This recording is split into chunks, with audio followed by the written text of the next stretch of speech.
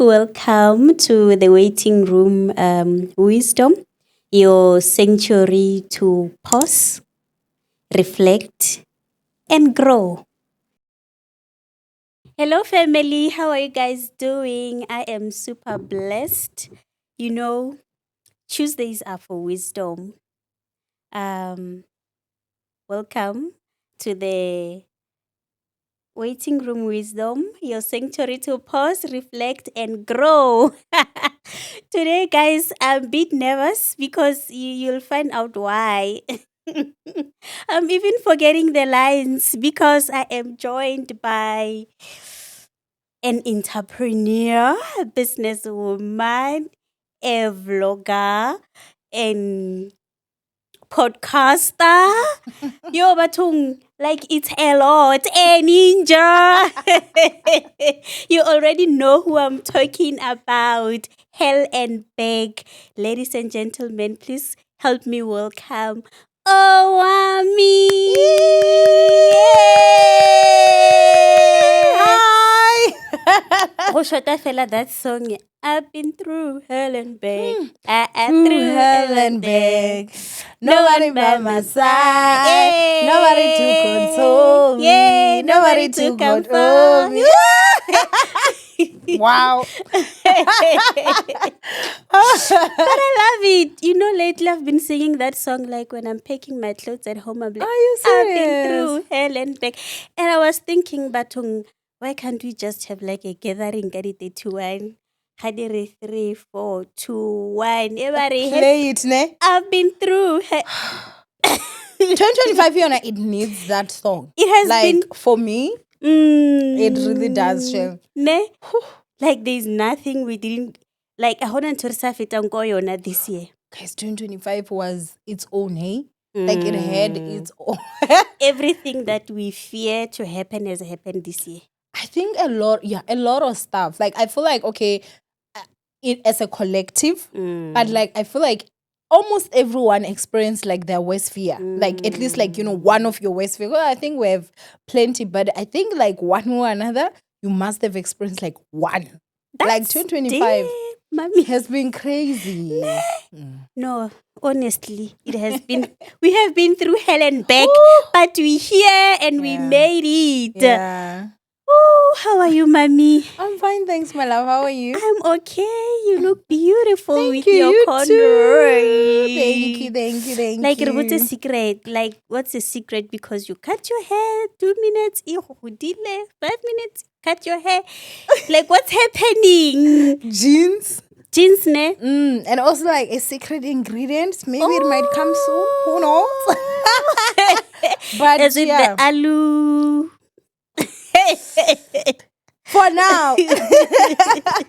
But yeah, I think also my jeans do play a role. Yeah. Ubaba wakho was Van der Merwe. Not even, hey, Was not it not even. a first umlungu emhlabeni? No, at all. And my mom's hair.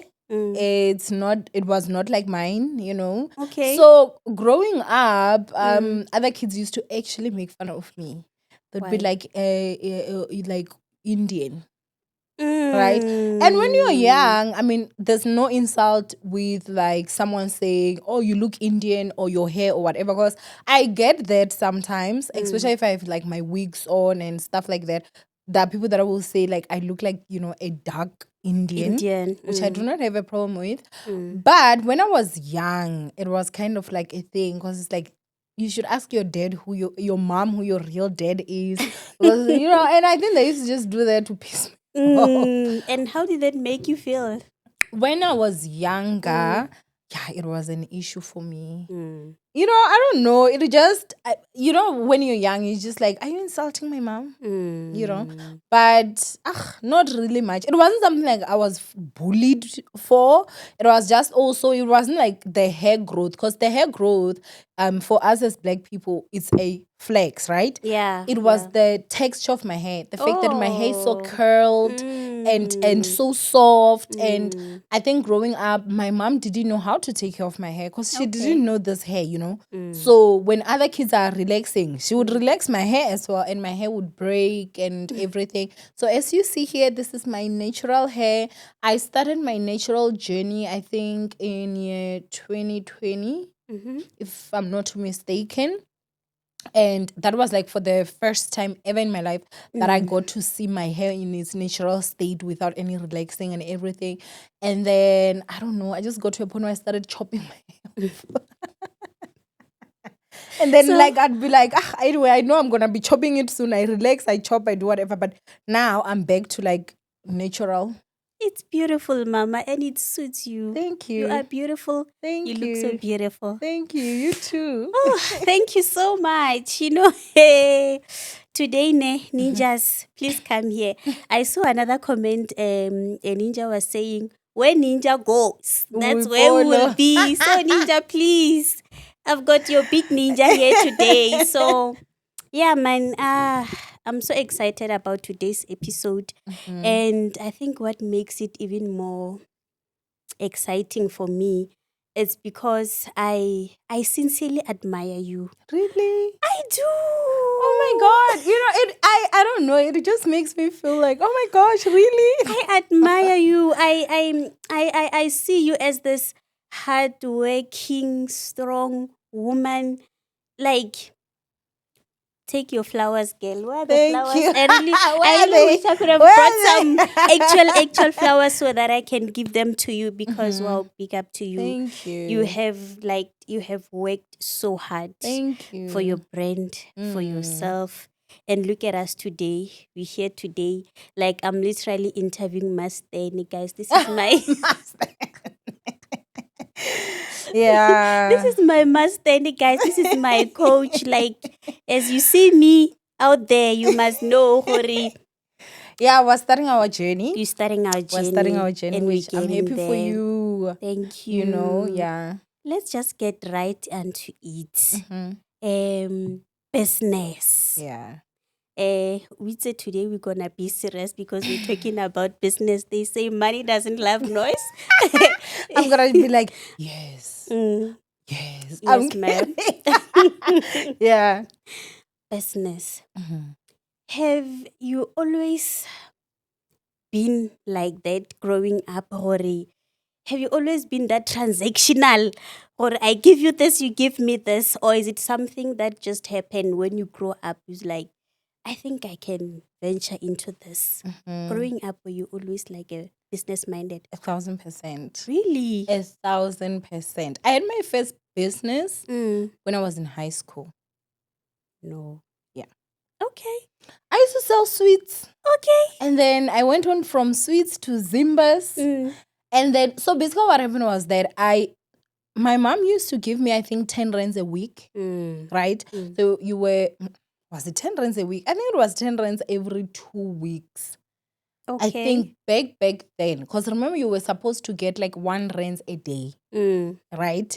So it then went to like 20 rands a day, a week, for 2 weeks. So like 2 rands a day and stuff like that. But at one point, I do remember it was like 10 rands a week, and it was 2 weeks, so it was like 1 rands a day for 5 days and then 5 days, right? And I remember my mom actually saying that I'm giving you money for 2 weeks because I want you to learn money management.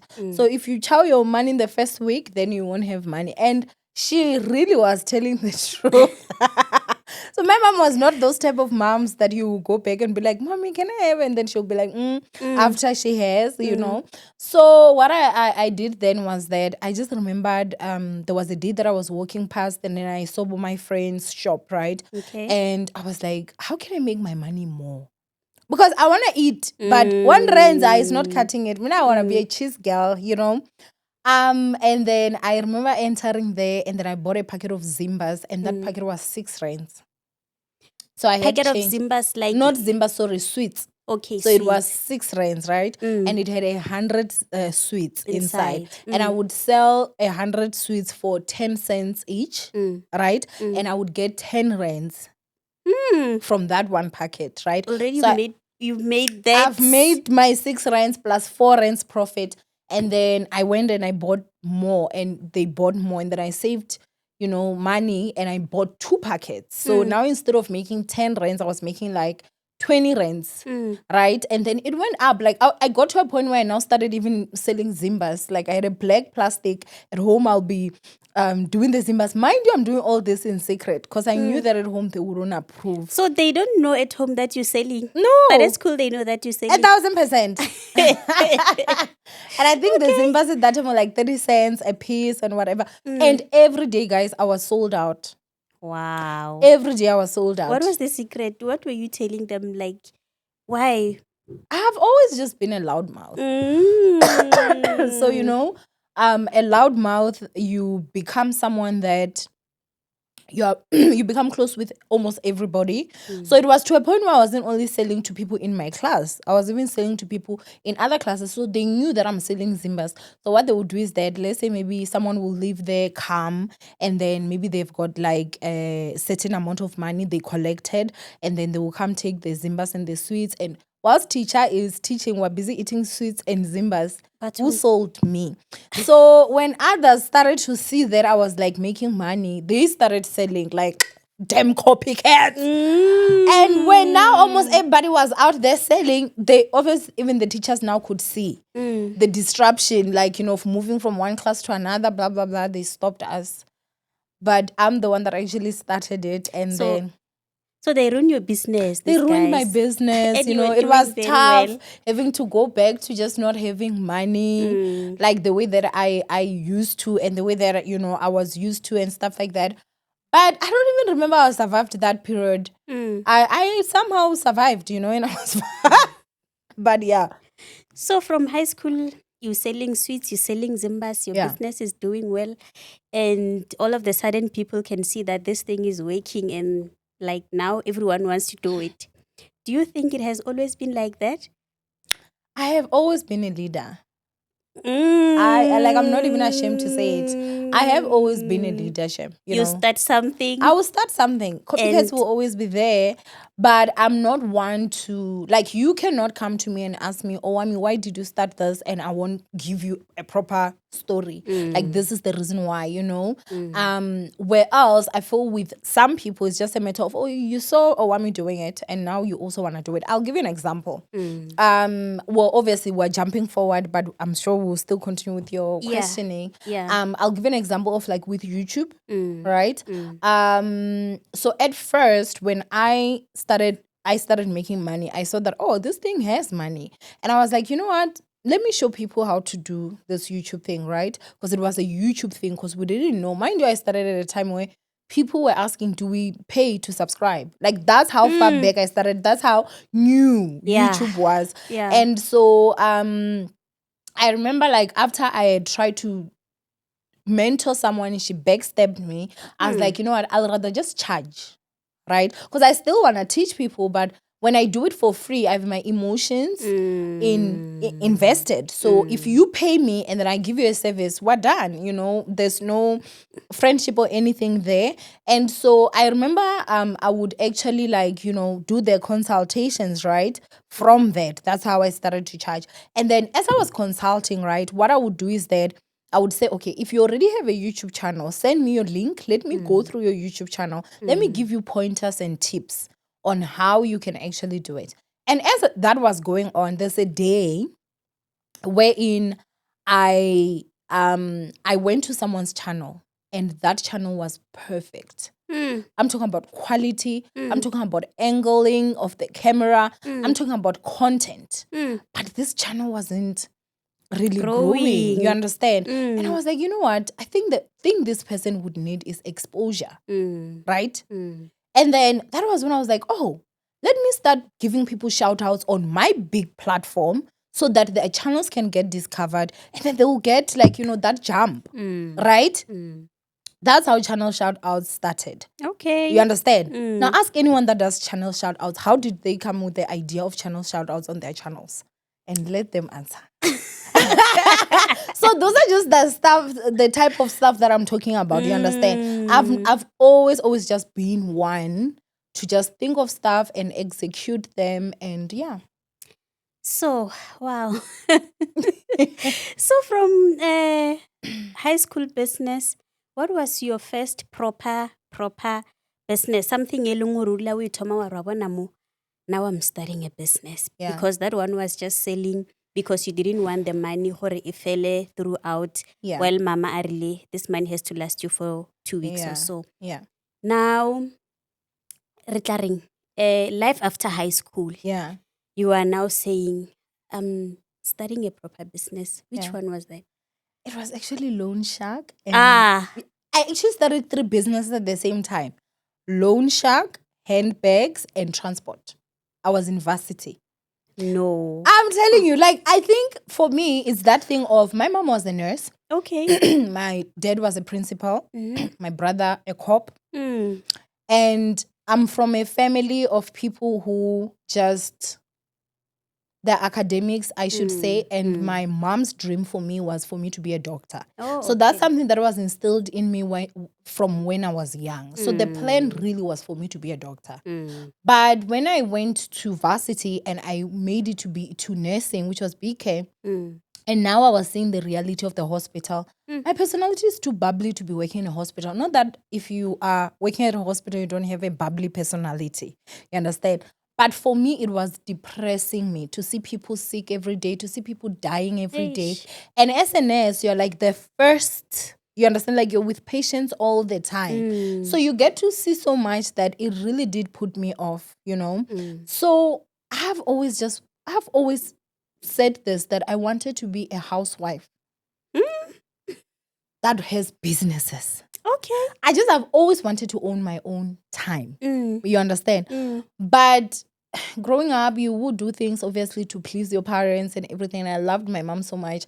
I also wanted to please her. There was a year I wanted to drop out and not go back to school, and she did not speak to me for I think 2 weeks until I went back to register.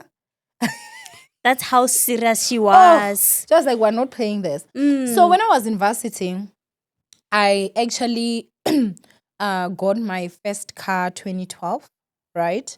And with that car, what I had done was that I met this guy. His name is Ade. He's a Nigerian guy.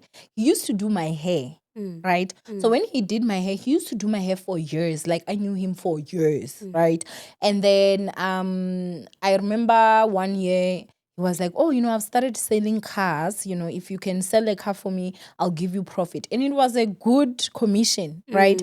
So what I did was that I started advertising cars, and then I got a client. So I just remember that Ade was selling that car for 50,000. If you see this, like, it's business. I'm sorry. Ade was selling that car for 50,000. I advertised it for 55,000. Okay. So I did the wholesale, whatever. They gave me the money. I gave Ade the 50,000. From the 50,000, I still took my 5,000 because I still took my commission. So Ade basically was selling that car for like 45K for himself. I got my 5K plus the extra 5K from the one that I had personally added on the side, and he did not know. So Ade and my clients never met. I went to Ade, I bought the car, I got the paperwork and everything, and then I came to my clients and said, here is your papers, here is your car. So literally from that sale, I made like 10 grand just like that, Yes, and then from there, I think I got, I got another client. And then I did the same. I just can't remember fully how much that was. So I was like, nah, man, I should get myself a car, right? Then I got a car from Ade. That was my first car. So I bought it cash. I also did go get a loan from the bank, and they gave me, and then I added the money. I got my first car. So it was a Kia Picanto. I loved it so much, right? So at that time, when I had the car, there was a time that I wanted to do, I can't remember what course that was, Komabopani. Okay. So I registered in this other college. I can't remember the name. Was it TUT or what? But I don't think it was TUT. It was some college. I can't remember. And I'm doing this meanwhile at home. They don't know, because now I've seen that hospital life is not for me, right? So when I'm there, I meet this other girl, and her mom used to sell bags. Okay. You know those fake gas bags? Back then, they were just getting in style and everything. And I was like, I can actually sell these bags, So I would buy one bag for 120, and I used to sell it for 300. So when I'm going to school to Mabopani, I would go to her house, fetch the bags, go to school, advertise, people would buy. It got to a point where my business was going so well that I would ask her the moment the bags come in, I'll be like, take pictures, send to me. She would take pictures, send me the pictures. I would post the pictures. People would buy those bags before I even hold them. So when I go to fetch the bags, I'm fetching sold bags that are already sold. Like the day the bags come back, people are like, we need more bags. I'm like, this stock is fully sold out. Guys, students have money. They were buying. Yo. Right? So now I'm like, okay, at this point, I do have a car. Right? We're in Medunsa from the small gate to Res. It's a bit of a distance. It's a distance, especially if you're carrying groceries. It's a distance. And no matter who you are when you're buying, taxis are not allowed inside campus. Okay. So unless you have a friend with a car or you have a car yourself, you are carrying that grocery. And I remember back then, like, let's say you're with your friends, you bought a lot of grocery, you've got a lot of plastics, would call each other to say, come to the gate, help each other carry the plastics, walk to rest. So I'm like, I have a car. This can be a great business idea.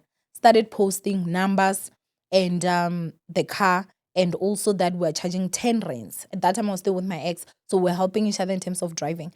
So the phone will buzz, hey, I'm at small gate, rush there, pick the person, drop them off, they pay 10 rands. Mind you, it's in campus. This is back in like 2012, I think, 2013. I can't remember, but 10 rands was a lot of money. I mean, from the shops to res, I think it was. I mean, to the varsity, I think it was like 10 rands local. And I'm charging 10 rands just from the gate to res. So I was proper making my money, and it's a Capricorn too. It's a 1.1 high G petrol. It was proper, right? And now that I had money, I was like, okay, loan shark. So now I became a loan shark. Actually, I had a lot of cleaners and security guards that were loaning money from me, even students. So I had a maximum of 1,000 rands that you could loan, and 1,000 rands would come back as 1,300 rands because it was a 30%, right? And it got to a point where every single day there was money coming in because someone was paying back, and they were paying back. I think I only remember one person that struggled to pay back, and I don't even want to talk about that story because I feel like I was young, I didn't know life, What did you do to them? Oh man, that's something that but they ended up paying, but it wasn't in the most. But yeah, I did end up getting my money back. But if I was to meet that security, if you ever come across this video and you are that security guard, shame, I would want to just give him like money. Because I feel like now being an adult and having gone through everything that I've gone through, I fully understand that, it's possible not to have the money. Thank you. So now, after I started the school transport, guess what? People with cars also started what?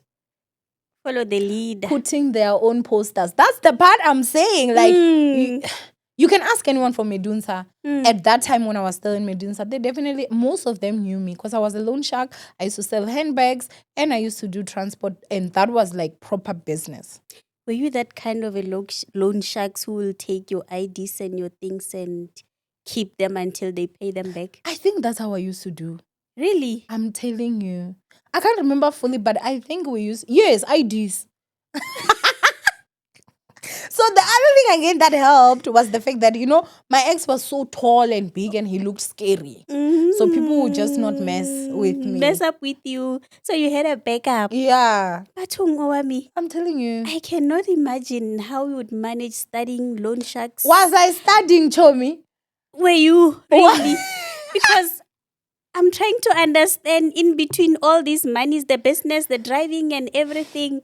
No, Shem. Nah, at that time, because remember there was a year that I got deregistered, right? Because of depression. And then the year 2013, I wasn't in class. So I was only doing clinicals. Like I was only going to the hospital and stuff like that. And I think the craziest part about it is somehow my depression started also lifting. Because I feel like I was doing something that I loved. So, I think it was also because I was just doing something that I loved. I only hated when I had to go for the clinicals. Oh, I hated the hospital. Yeah, there was a lot happening. But other than that, Shem, you loved business, I loved, So I did do it, Shem. I really honestly did do it. I think until 13, somewhere there. Mm. I think 14. Can't remember when I left, basically. YouTube. YouTube, yeah. So when you get into the space, yeah, YouTube, did you also went in there like, I'm going to do business? Or you were just like, I just want to post and have fun and see where this is going? Oh, man. So the story of YouTube, I think let's start off with how it started or came Yes. about, right? Yes. This is year 2016. Mm.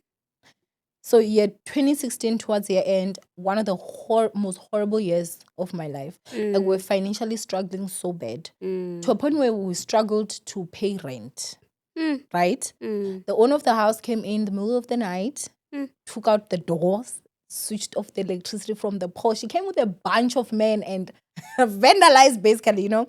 And I remember like that No, wait. night, yeah, They took out the door, main door. the main door while you inside sleeping.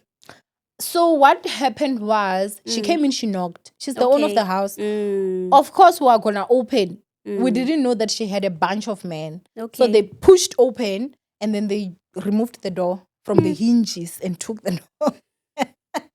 And then they had they climbed the pole and cut off electricity.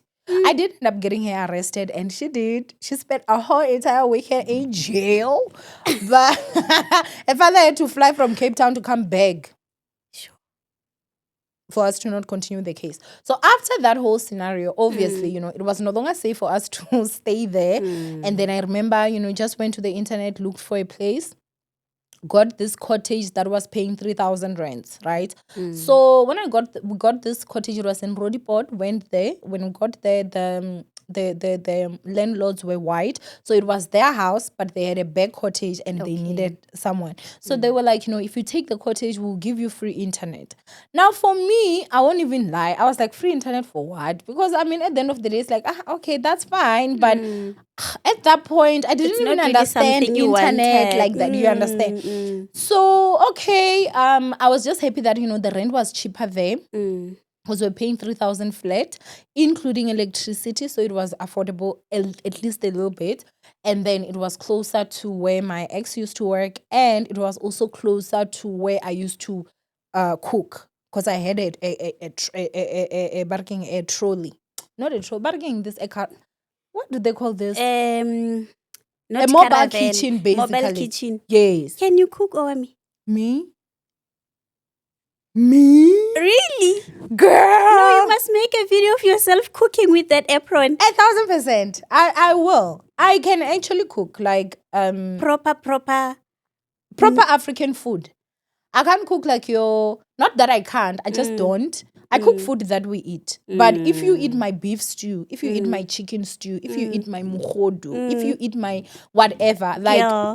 you will eat, because I'm not someone that cooks ngama spice. I do use spices here and there, but you will still taste the original flavor of whatever you're eating. So you can close your eyes, I give you beef stew, or even just a sauce. You'll be able to say, this is beef stew, or this is lamb, this is what, because I know how to cook. I feel people that can't cook, they just dump spices in everything. So you can eat their chicken, their beef, it tastes the same, because it's all these spices you're tasting. So, you know, people really loved my cooking, by the way, so much.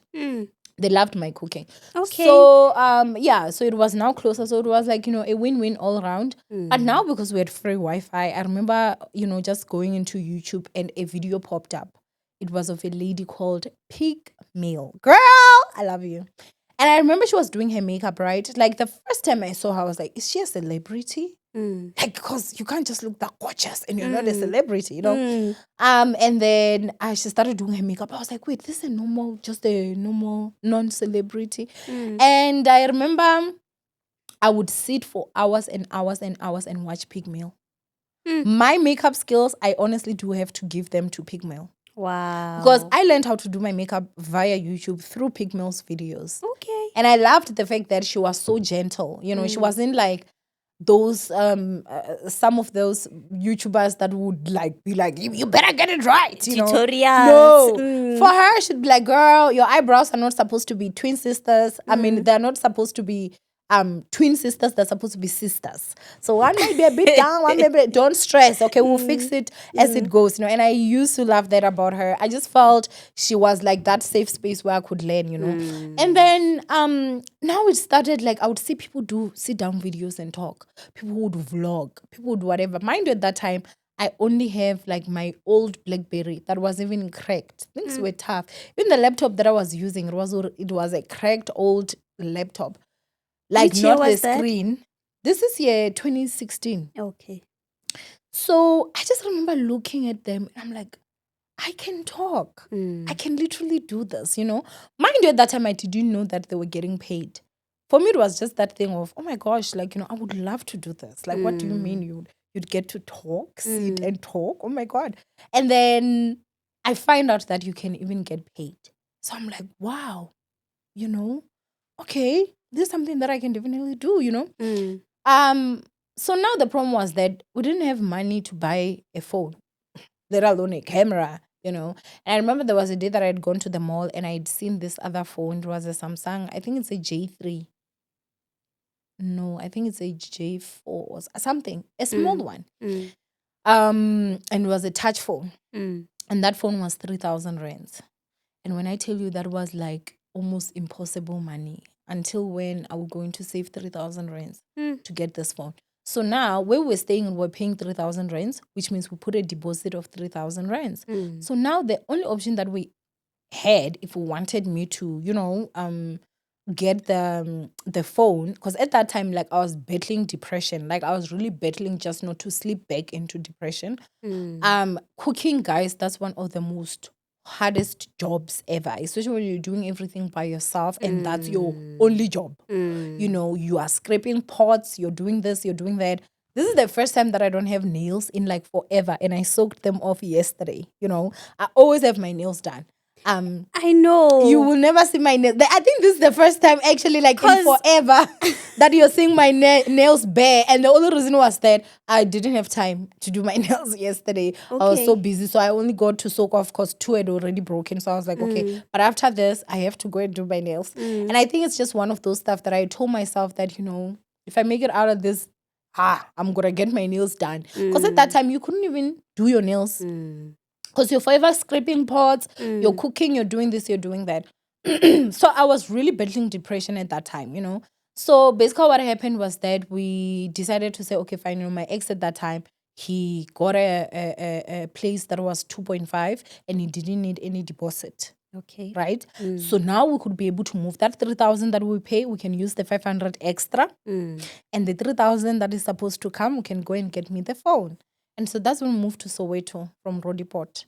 And then I got the phone. Oh, guys, I'm on the 5th of January of 2017. That was my first video on YouTube that got posted. And I was just excited that I was able to do that. And then with YouTube, like, the moment you open a YouTube channel, it was immediately monetized. Same time. You didn't have to apply for monetization back then. Yes, it only started when that idiot came to the internet and did rubbish. People that were there that time, they know. So now, you know, that's when they restricted monetization and you now needed to do this stuff and then apply. But then even from 0 subscribers, you were monetized. So I started making money from the first day that I started. Mind you, as I'm saying, my first video was posted on the 5th, if I'm not mistaken, of January of 2017. And I YouTubed all the way to the 23rd of September. That was when I got my first pay. Without making any money all this time. So were you posting like every day? Or? I wasn't, because remember when we left the place where we had free Wi-Fi for the phone, we didn't have now money for data. Do you understand? So now I had to start the struggle of I wouldn't sleep. Because if I'm not mistaken, I think you used to get 1 gig for 15 rands, I think, or Celsi. And then it would last you between 1 a.m. and 7 a.m. So when others are sleeping, I'm up using that 1 gig to learn how to YouTube. some of you guys are so blessed that you have people like Owami that says, I will give you a master class and I will teach you. Right?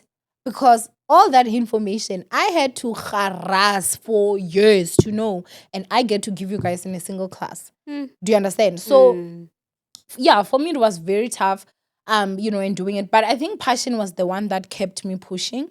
And I remember the first day I saw 1 rand in my account, like in terms of like, because YouTube will not pay you until you reach a threshold of 1,000 rands. Yes. But when I saw 1 rand on my, because on the monetization tab, it will be showing you. Oh, I was so excited. I remember I even called my aunt.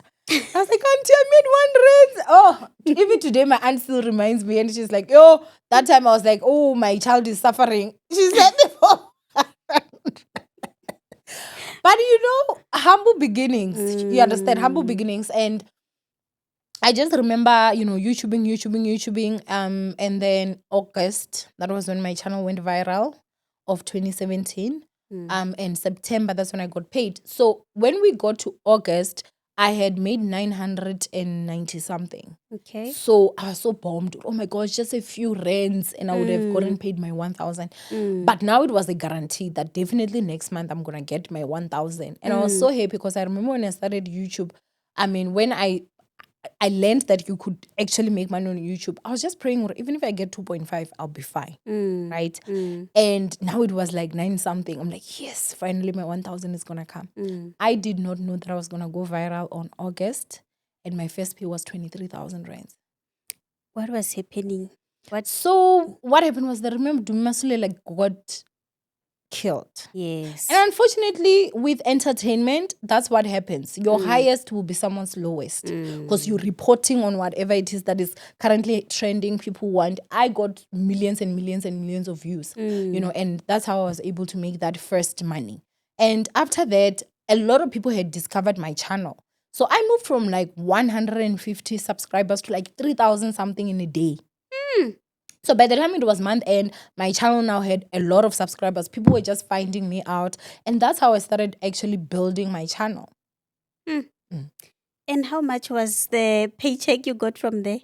23,000 rands. Wow. Yeah, that was the most amount of money that I'd ever seen. From 1 rand to 900 to 23,000 rand. Yes. And you were like, this is business. I'm telling you. And I remember from that 23,000 rands, I bought my first camera. That's where the business mind comes in. There are a lot of people that are on YouTube that are making good money, but they waste their money. Do you understand? And when you work for your tummy, you accomplish nothing in life. You don't. If you work to go get drunk, if you work to go eat every day and not even save and not even plan for anything, you will never, Shem, you will never build anything. If you work to waste your money, you will never build anything. So now with my first pay, I bought my first camera. I bought my first Brazilian wig. Mind you, at that time, things had gotten so bad that we couldn't even afford to pay rent in Gauteng. That 2.5, couldn't afford it. Had to move to Free State. So we had to leave Free State and come to Gauteng. And I remember booked a place and slept this side. And I had gone, guys, I bought my first Brazilian wig. That was the first time that I entered a discount store to buy my makeup. Like, it was my first time actually seeing brands like LA Girl, which are brands that I would see, like the Bopik Mill use sometimes and say, oh, drugstore makeup, And so, yeah, it was really like, wow. It was a wow moment for you. That was the beginning of your break. That was the beginning of my break. Now I could afford data. Because then I used to post in his card. And I remember the day that I posted that video, it went viral. I remember I just went to my ex and I said, hey, can I please get 2 gig? Like, I just want 2 gigs of data. Let me just post, And there's one thing that I will forever be grateful for to him, because as much as we didn't have money, I remember I went to this other guy that had a shop, because remember I did IT, because at that point we were both unemployed. And then he went there and said, if you give me 200 rands right now, I'll work for you for the whole week for that 200. So of course the guy was like, okay, Like, he knew it was a bargain. And he knew this guy's good Mm. because, he has a degree in IT. Eish. So he went and took the 200 and bought me data, the 2 gig, and came and said, here's the data. And I went to town with it. I uploaded like nobody's business. I think I was uploading how many videos a day? And people were watching. That's how, like, that 23,000 actually came to be. Because I didn't even have money for data. I would always joke and say I was the poorest YouTuber at that time. And I'm not lying. So, but what happened was that with every money that came, I made sure that I reinvested back to the business. So I would take a portion that I'm taking, but I'm also reinvesting back into the business. I got a camera, right? My first camera. And then after that, my wig, everything was just so thoughtful and intentional. So I started now also shooting makeup videos with my Ellie Girl products and my what, having a wig now, looking almost like, other children, not looking like the struggles that I was. And then from there, I really honestly just continued, one foot after another. It was really unfortunate that I was married to someone who really was, I would say, became secretly jealous. He wasn't in the beginning. As I'm saying, he's the one that went and got me the data and everything. To make sure you've got data. I don't think he thought that this YouTube thing would go as high or as far as how it was going. And that's when he started having issues in terms of, he would really want me to limit the time I upload. He would try to distract me if I'm working. He would fight, man, for rubbish. Like, stop working so that we can come sit and watch a Netflix movie, spend time. And I'm like, bruh, what's paying for the Netflix, We need to work and stuff like that. And I think he ended up retaliating by cheating on me, which I do feel like was a move to try and humiliate me, because you can't be in girls' DMs with me and you as a profile picture on Facebook. And I'm an entertainment blogger that's constantly yapping about other people's stuff. business. Hey. So I was like, there were so many people that had those screenshots of him trying to, approach them that could have been leaked and maybe embarrass me, and stuff like that. And so obviously, I did divorce him. And ever since then, I do not even want to lie. It was like I dropped, I don't know, 100 billion kgs, because Mughal flew up. I was no longer afraid to make my own decisions. Now I feel like that's where my brain fully came in to say, you can do this, you can do that, you can do that. Not the smartest in the world, but I do fine for myself, you understand? And so that's when now I decided, let me start let me open a salon, which I did, Golden Beauty Exclusive. I opened it in 2023, sorry. Unfortunately, it didn't go well. So I ended up having to close down, lost a lot of money. And I took a bit of a rest, At that time when I opened the salon, I had bought a car for the salon, which is my Nissan Micra, and then when I was done, I was like, there's no need for me to have 2 cars. I don't really need 2 cars. You understand? And so that was when I decided that I was going to put that car in Bolt. Okay. Right? And it's been in Bolt ever since. The moment I got a driver, we've been working together for a few years now. I think since 2024. So this is, 2023. Oh, when did I open my salon? I think I opened it 2022. Okay. It's 3 years now. No. Was it 2023? Oh, I can't remember, guys. Trauma makes you forget years. I opened the salon when 2023. I think somewhere there, you guys know. Say you opened it. I opened it. Yeah, and then after that, the car has been on Bolt. And after, I feel like, because I was still going through it, I was like, yo, what can I do? Because I need money now. Things were like really tough, I was like, let me actually just okay, so this is the thing, right? I was actually at a point where I was considering taking my SUV back. Okay. Right? Because finances were so tight. Like, I was really going through it.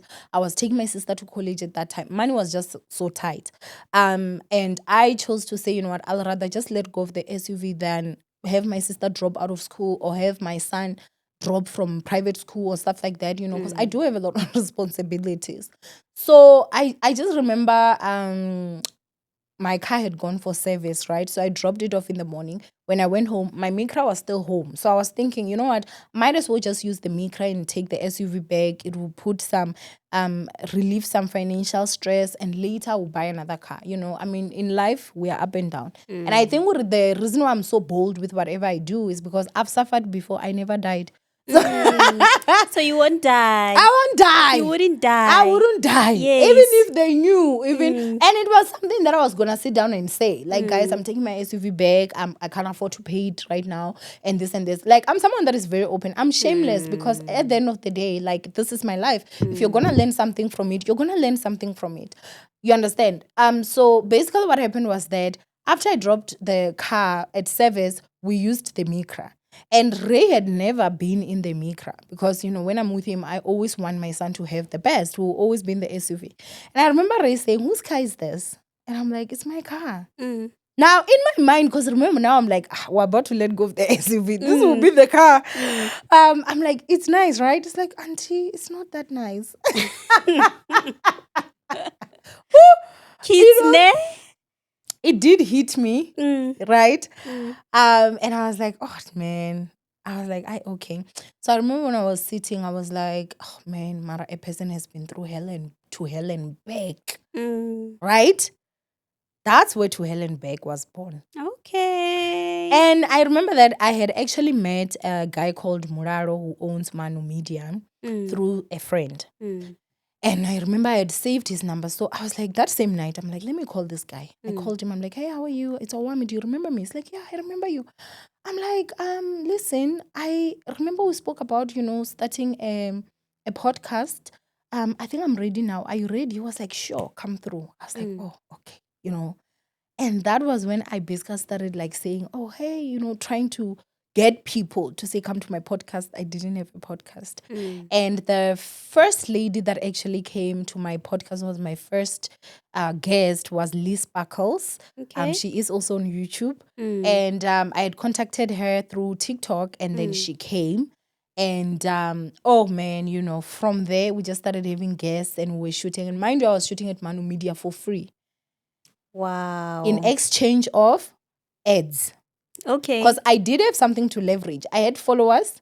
He also needed experience, but he was also going to get exposure. And I always will say that when it comes to Mararo, who is the owner of Manu Media, I'll forever be grateful to him.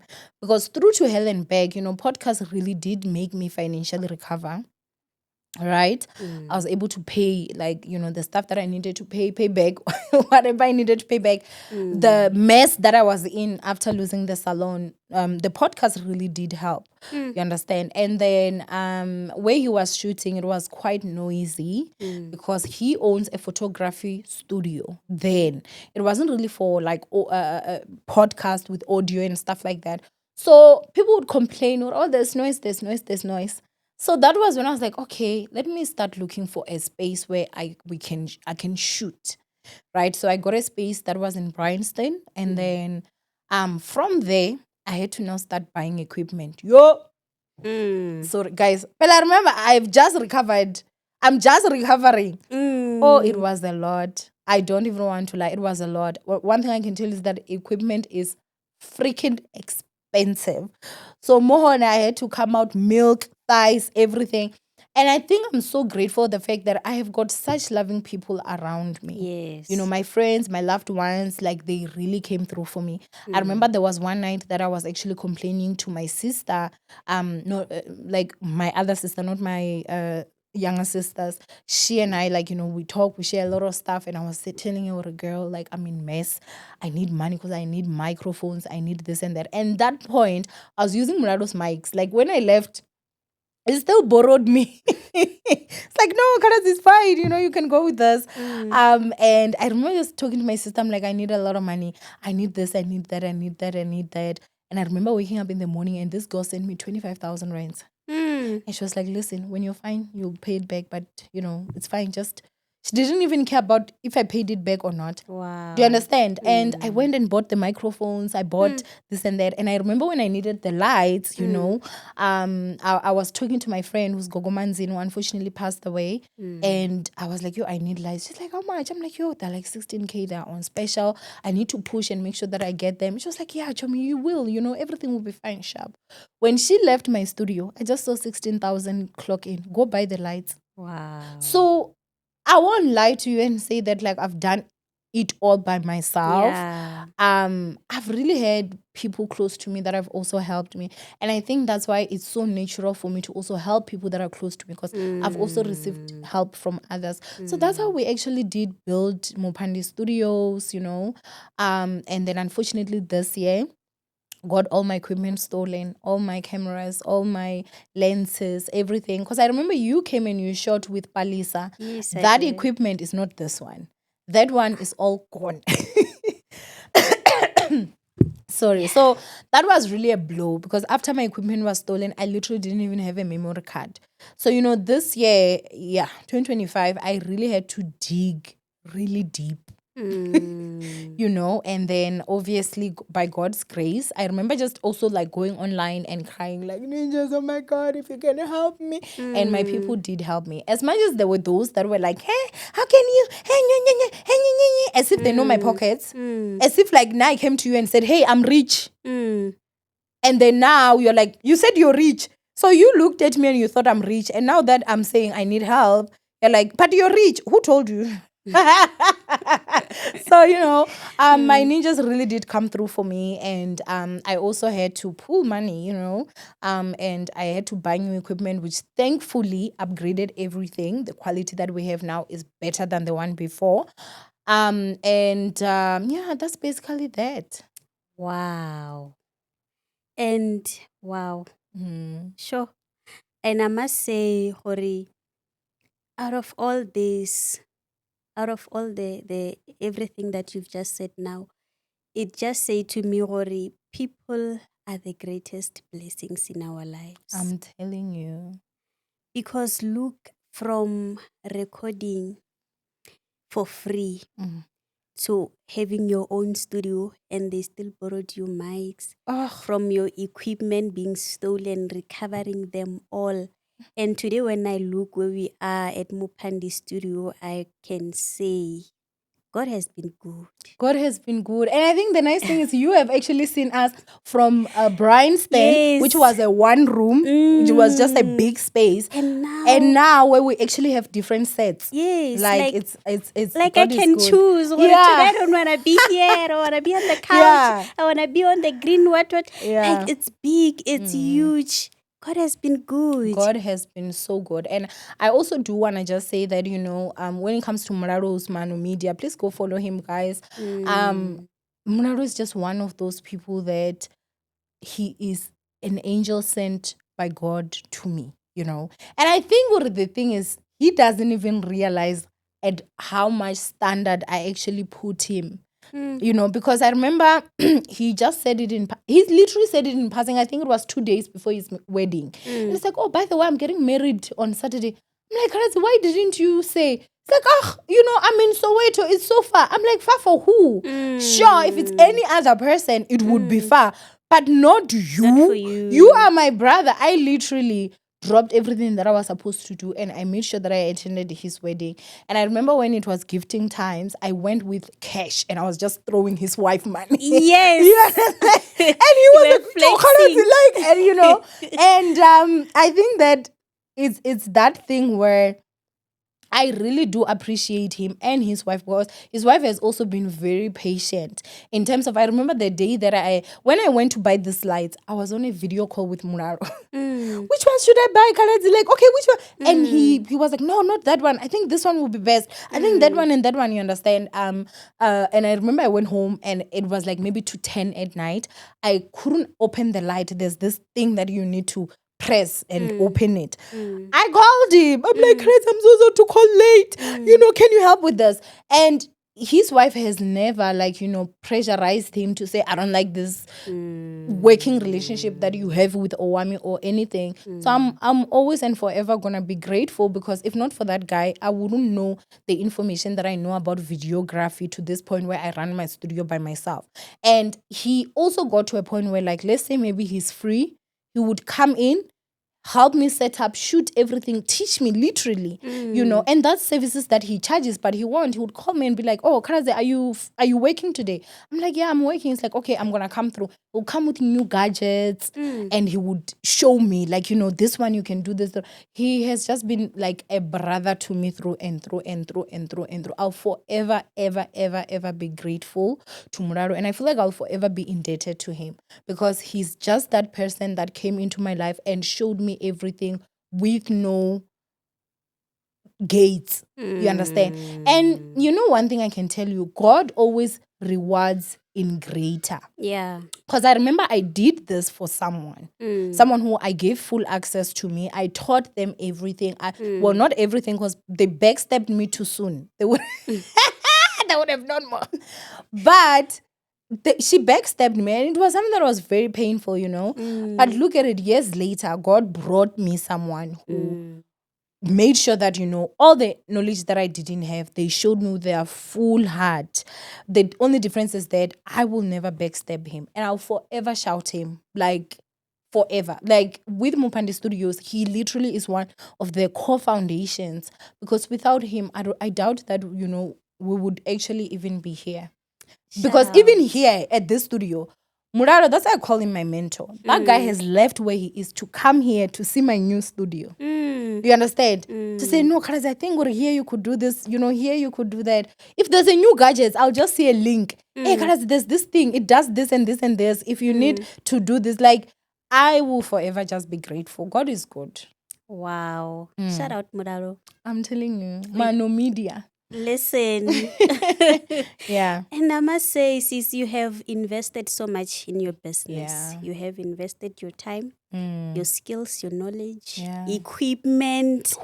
Like, you always make sure you're going all out for your business. Yeah. Why is it so important, especially for us who are in the media space or content creation, podcasters, to invest in our business?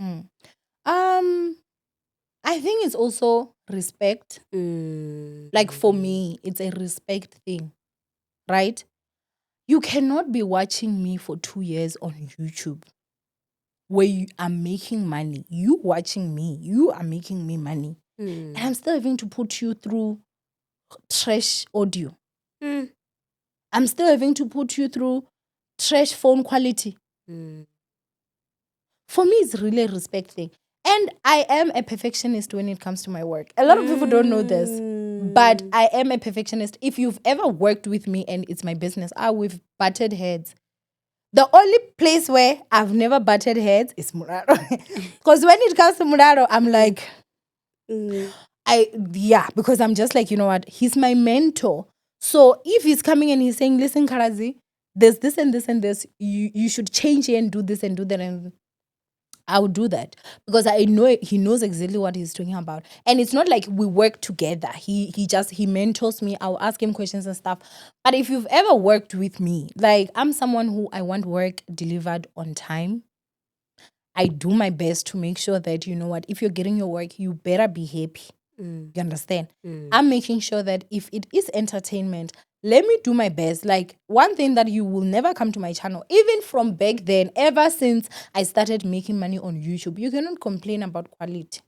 You can never forget about it. See, people that are doing videos on TikTok, I understand they're not getting paid. But on YouTube, what excuse do I have if I'm getting paid? Do you understand? So it's a disrespect, in fact. You're disrespecting your fans, the people that are watching. Yeah, I'm just saying, like, for me, if you guys could tolerate me with my Samsung phone that had no speaker, like, I'm talking about, like, that had no microphone. Imagine if you were still watching me on a phone even today. You will still watch me because you love me, but it's not fair. At least give your people something appealing. You understand? Like I always get compliments like, wow, oh, I mean, we can say whatever we want, but the quality is quality. 1,000%. You can never come for my quality. Just the same way as you will never go to my podcast. You will never find me without makeup. Hmm. It has nothing to do with I am someone that I don't have self-confidence. If you go to Owami Entertainment, you'll find me without makeup. That's fast content. So if something is breaking, I don't want to waste time by saying, let me first do makeup and then what. But I will still be put together. I may just not have makeup. But when it comes to planned content, no, I must put my best foot forward. So let me do my makeup. Let me come. Let me look presentable and let me sit and let me talk to my people. You understand? For me, it really is just that respect thing, especially when you're on a platform that pays. And now I feel like it's so easy. Oh, sorry. I feel like it's so easy now because we have so many affordable gadgets. We have so many affordable gadgets. I recently just bought another DJI wireless mic for 1,999. It was on Black Friday special. Okay. It came from 3,600. You understand? I got it for 2,000 rands. And that microphone is very, very good. Wow. Do you understand?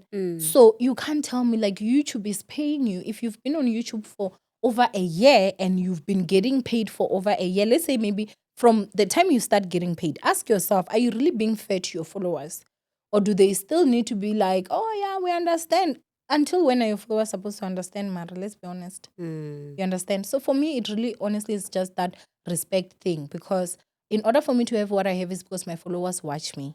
So imagine watching me on your big television with great quality and great audio. It just makes it more enjoyable for my followers. So that's why I always make sure I do my best. I won't lie, I do my best. And you've got also masterclass. Yes. What's happening there? I know you can't give us everything because we have to pay for that. You did mention earlier that there's someone that you have given all the information for free, and then after that, they backstab you.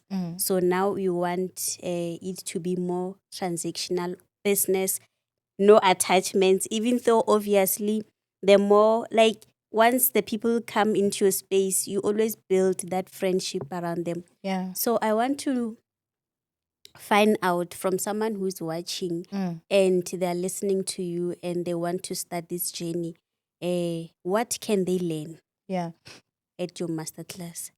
A lot. So mostly the masterclass is for the algorithm, right? The things you need to do for your channel to grow, right? And also, people come in with a lot of questions. Okay. That maybe sometimes you're searching on YouTube and you're not getting the real answer that you want, or you're getting the answer and it's American videos. The algorithm ya go America is not really the same as the algorithm ya South Africa. Because we're in different places. Not that it's because of the algorithm itself, it's because of the people that watch. I'll give an example. America has easy access to internet. South Africa does not. Do you understand? Yes. So, just one thing, the best time for you to post in South Africa would be the time that people are at work. That's when they have free Wi-Fi. Unlike in America, you can post your video at 9 o'clock. It doesn't matter at night because they have access to internet. So by the time you're posting at 10 o'clock at night, people, when they go tomorrow, your video has already clocked 12 hours. YouTube is recognizing this video as it's not performing as well and not pushing it to the people. So do you understand stuff like that? Someone in America will not educate you on something like this. So those are just some of the stuff that we learn in the masterclass. All the questions that you have, we answer, or I answer, and everything. And then Anu Media Muraro is there for the shooting, for the whatever, for the equipment. He does the demonstrations for us. So we have had, I think, 3 masterclasses now, if I'm not mistaken, where Muraro is there. Okay. I'm gonna try and continue having him, but I know he's a very busy man. He now even has a podcast studio. Okay. A different one from the one that we started from, where it's quiet, there's no noise and everything, and people can also go and shoot there as well. You understand? He's in Maboneng, in Joburg. So it's just stuff like that. So I try my best to say when you leave, you can be someone that can go. If you follow everything I'm saying, trust and believe, chances of you not making it will be low. Because one of the biggest problem that we have with our people is that we are part-time YouTubers that want to get paid like full-time YouTubers. You can't post one video a week. Yeah. Come to the masterclass. You can't. Some people will post one video in 3 weeks and be like, yo guys, YouTube is difficult. What difficult? Yeah. I'm telling you. Okay. I don't want to say too much. Come for the masterclass. Please, Clay. But do you understand? But there are certain stuff like that do impact. They do affect. You understand? Yeah. And if you're really serious about your business and like want to invest more in it, I think this is something you can look for. I think it has to be one of your resolution, like 2026. 1,000%. Because it will not only help you make money, but it will also make you grow as a person, more businessy. Yes, because if you treat YouTube or social media as your business, it will pay you as your business, you know. I know there are certain people that maybe they will sit down and say, when it comes to working with brands, I have seen that there's like favoritism. There's also connections. Okay. There's certain transactions, you know. It's not everyone that will work with brands, even when your work is really good and clean. It's not everyone, you understand? Because you'll find that there's a campaign. This person has their person. It's already given to a person. You even applying for it is just standard. It's the same thing as sometimes I feel like this thing of brand deals is almost like a tender. Do you understand? Like, I feel like they're really reaching those levels. And I think now when I saw it, I actually here and here, you know, I just told myself that I'm going to focus on my AdSense. And from my AdSense, I'm going to build businesses out of that. Do you understand? So also having multiple streams of income is the best thing that you can ever do for yourself, you know? And I think that only comes when you are a business-minded person, which I have been for years. And it started long time. A long time ago. It started you understand? Long time. So as much as it may be difficult, but it's not as difficult for me to juggle all the businesses that I have. It really isn't as difficult. I know it can be, but it's not as difficult. It's doable. 1,000% is definitely doable. Do you think content creators have become, I don't know, how should I put it? Like, are we oversharing? I'll give you an example. As you're saying, Hori, you can earn on YouTube. Others are earning on Facebook. Others are earning on, like, things like the money that we get. Can we make a content about it? Share, say it online how much we're making, like exposing. Others go like extreme, like muthu ushithathe re tjhelete. So I don't know if it's real or it's fake money or what. Like, what's that? Well, I mean, I think we all know you're talking about. I've also spoken against it, right? Okay. You're talking about Mike, I'm sure. She's the one that I've seen holding lots of cash, which a few days after that, they tried to break into her house, 3 gunmen. I don't believe in that. That's why I also never share. The only reason why I shared my first pay, which is 23K, is because I shared it online when I got paid. And the reason for that was because I was saying, guys, start a YouTube channel. Because then, remember, I'm saying I come from an era where people are asking you, like, do we pay to subscribe? And really, for me, it was coming from a place of, don't suffer this thing called YouTube. Now I don't think we call YouTube a thing. We know it's a legit thing. You understand? So I did do like my first paycheck, which is something that I feel like a lot of people have done. Even with American content creators, they've done that. But ever since then, you have never seen a video of how much did I make this month on YouTube? Never. You will never. And the reason for that is because you need to be careful and you need to be safe. When you are a content creator that is making money and you stay in a place that does not have 24-hour security and you're sharing how much you're making and it's a lot of money, you're putting yourself and your children in danger. You understand?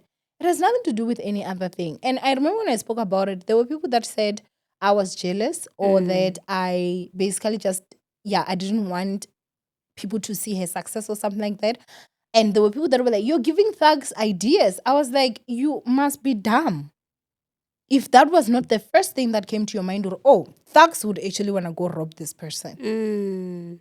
And when it happened, people were tagging me. Oh, I mean, did you see? You spoke about this. I'm like, but literally, you don't need to have 30 brain cells. You just need to have 2. To put 1 and 2 together that this is not safe. You understand? So I don't know what the ideology is, because I know she's not the only one. There are other people that are also online that share. But it will never be me.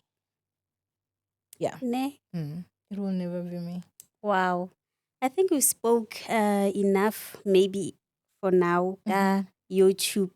And beside YouTube, there's other businesses that you're running. There is Forever Living. Yeah. There is Curtains business. And what else am I leaving? Nothing. It's not that many, guys. Yeah. Like, I want a business also yetsang. Okay, so with Forever, a friend of mine did actually, send me a message. Because at first I was like kind of joking when I said it online. And she was like, girl, there's this lady that's making bank. Like, I think you should try it, And I did, because I'm someone that will always, do it. If I see that, oh, there's money here, I can do it. However, when I got in, I did realize that it required way more work than I could give right now. I'm still a full member, but I've put Forever on pause a little bit right now. I think I can sell products. Like, I will sell products because I'm using them. The products are amazing. But as for like having people to join and everything, for now, I've put it on pause because I don't have the required time. I won't lie, I don't have the time. It is a time-demanding business. You do need to look after your downliners. You do need to be reporting back to your upliner. If there is being a launch somewhere, you have to be going and supporting, because if they're supporting you, you also need to go and support other people. You understand? So for me, I underestimated how much work it would require. And when I was I was not coping, because I have so many stuff that are actually happening, right? And then obviously, we do now have Drapia, which I'm the full ambassador of. What is that? Drapia Luxury Curtains and Blinds. Oh, right? Yes. Yeah. And from that as well, I've seen that, we are gaining a lot of traction because we do beautiful curtains. The one you see behind me here, this is the type that we do, and different curtains. So, I think it was a hard choice, but I was like, with these other businesses, I can't put them on pause. But with Forever, I can put it on pause when it comes to the recruiting side and just focus on just selling the products. And I'm sure next year somewhere, I will be going back to be like, okay, full force. Once, the businesses have had their own full structure. With Mupandi, thankfully, I don't even have to be here when shooting, which is great, because I do now have a team that will help me. I do have a cameraman, a producer basically that is doing everything for me, and we do have an editor that is doing that and that. So I'm not really as involved as much. So I do get a little bit time off when it comes to the studio. With Bolt, I'm not really involved. It's just a matter of, hey, there's this thing that is broken on the car. We need this and that, and it's an amorphed. Other than that, it's not really a demanding business. So that's basically what's happening. But I'm really happy with it now. Wait, thinking. I actually Did you have questions down? Okay. I had questions down, but I think you have covered more than enough. Okay. I think you've covered more than enough. And other than that, I know you also do events. Yes. You had the high tea, and then there's other events other than masterclass that you do. Yeah. So I've actually had the high tea, I think, only. I've done masterclass. I don't think I've had other events. Have I? No, I saw the high tea. Yeah. So the high tea was recent. What's happening there?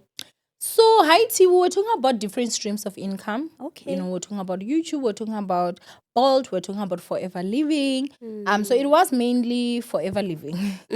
Not mainly, but mostly. I'd Okay. gotten like my upliners to also come and introduce the business to my followers. That came, which it was a success. Mm. It was a lot of people. So yeah. Mm. But I do feel I'm gonna be having events next year that are not just masterclass. I think I wanna start an event where women come and we just talk and I share a little bit on how to stand up for yourself. Mm. I feel like that's something that lacks, and it Mm. comes so easy for me. Mm. If anything, I kind of stand up for myself a little bit too much sometimes. So it breaks my heart when people I get so many DMs of, oh I wish I could be brave like you. I'm like, girl, just be brave. But I know it's not as easy. It also is a psychology. So I think what we know, it won't like be an event, but it can be like maybe a picnic, can be maybe like just a luncheon, and we are just having fun. Just women coming together Yes, and then discussing. discussing things in general and things Yes, how about to be life. bold, how to find the strength Mm. to walk away, the strength to do this and that. I mean, if you think that things are tough, think about me that I had to go through everything in the public eye Mm. with so much scrutiny, Mm. because there are people who just made it their life mission to make sure that they should always highlight my weaknesses or my downfall or anything. And it didn't help that I had a demon of an ex-husband that was ready to throw me under the bus every chance you get. Mm. So for me to really be at a point where I survived all that, I'm really proud of myself. So I want to also give other women that to say, okay, in a situation like this, what would you do? What do you think that's your psychology that the first thing you would do is shrink in, because that's how they end up abusing you. Mm. Fight for yourself, stand up. I grew up with a mother that would always say, "Ilwantombo." She would always say that. So Stand for from yourself. proper, and that's Mm. something that I believe in. If you see my son, he Mm. will stand up even to me. So clearly, I'm doing a good job. Ryan. 1,000%. Ray So is the sweetest child. Ray. You will Mm. not abuse him. Even he will say, "Auntie." Definitely Wugalo Liena is coming. Oh, he is. Oh, that one is already abusing us.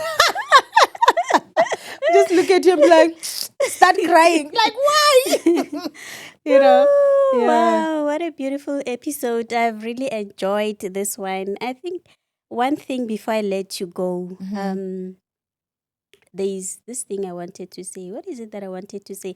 You see, like when you thinking a lot of things at the same time, Yeah. I think it I Mhm. think you've said mouthful. And this is something we don't get to do it often. Hanchi, Mm. it's always about interviewing other people, and then Yeah. it's OME entertainment and it's business. And I'm looking at you, and then I always wondered how you're doing it. And I think today, ke bilele that opportunity to get into your space and know how you're doing it. And I must say, you are a hard worker. Thank I don't you. know, was it you or was your admin or was your editor while working on my first video? And it was something around past 12. And I think you were trying to log into my YouTube channel and it wasn't going through. And you sent me a message like, this is wrong. And I saw it in the morning. I'm like, God, 12. At this This time. person was still awake and Oh, working. 12. We sleep about 2.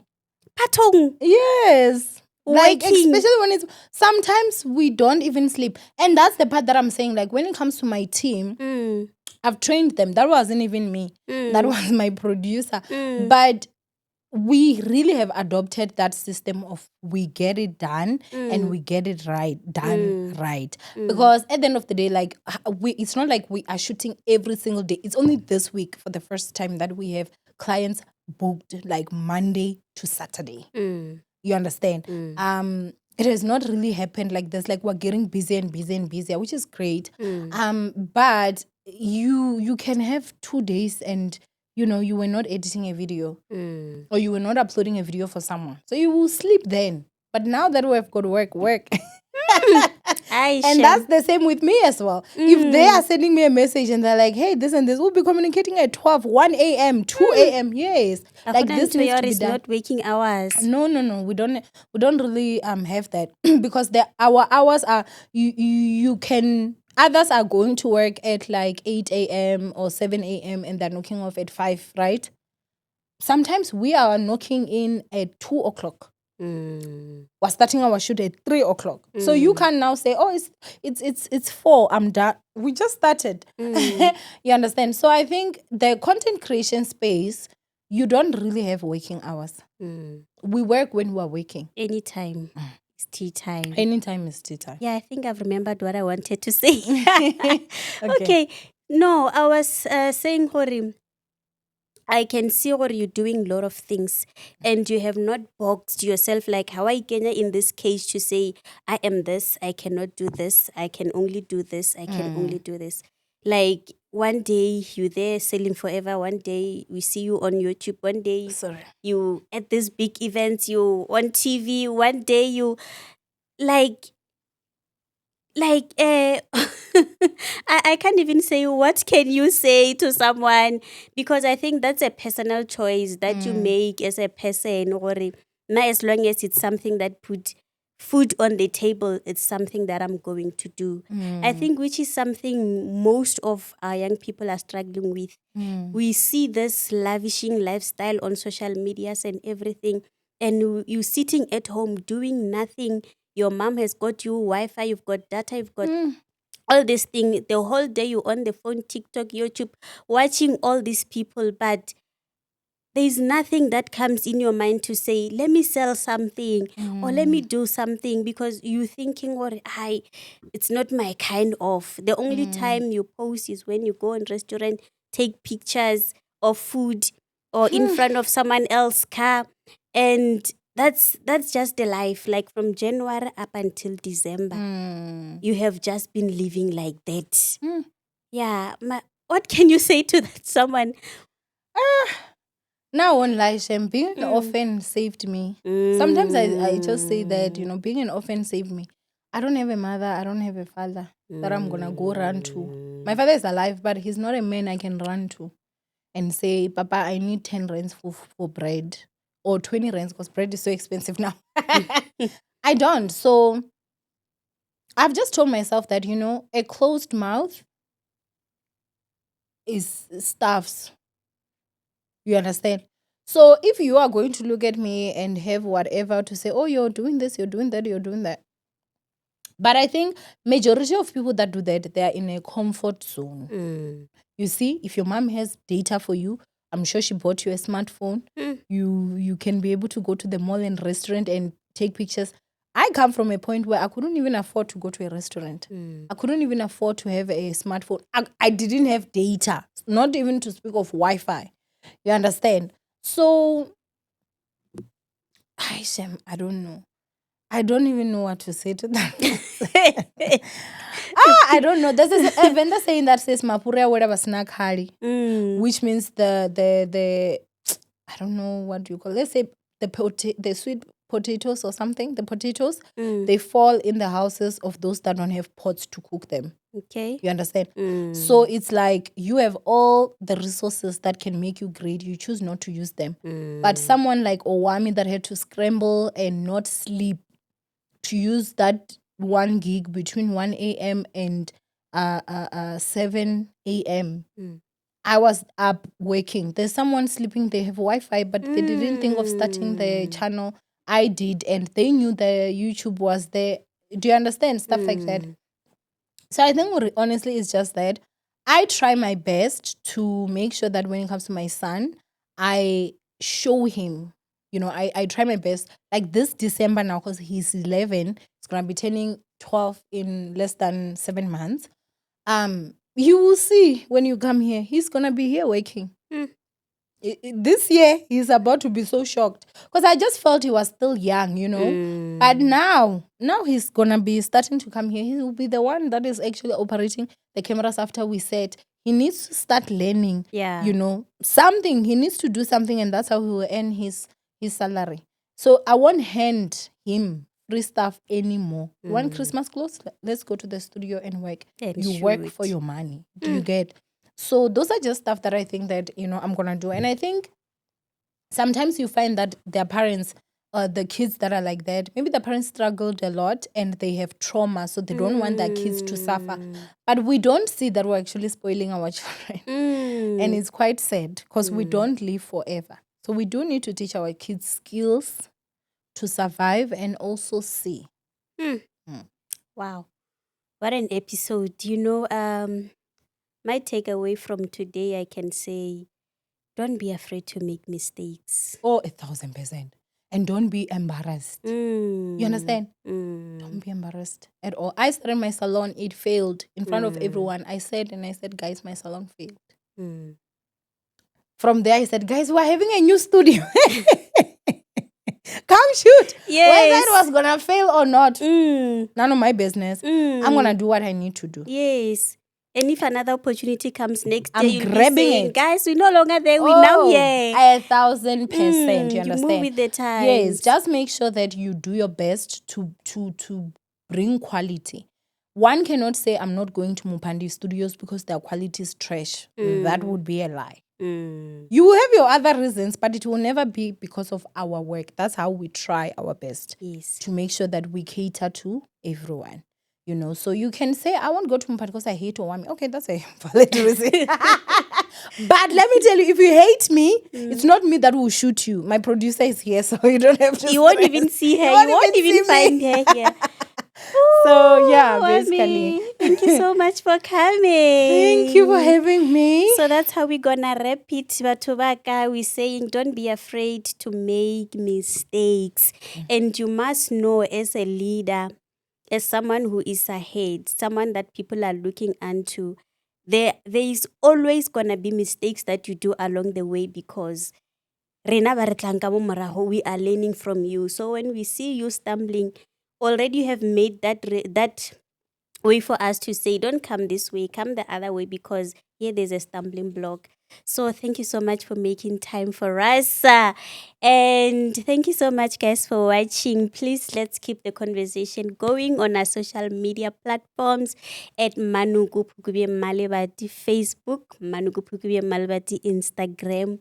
And don't forget to subscribe on our channel, guys. Let's make it to 1,000 subscribers before end of this year. Ninjas, please subscribe. Please subscribe. Ninjas! And that's how we close it. See you on the next one. Bye.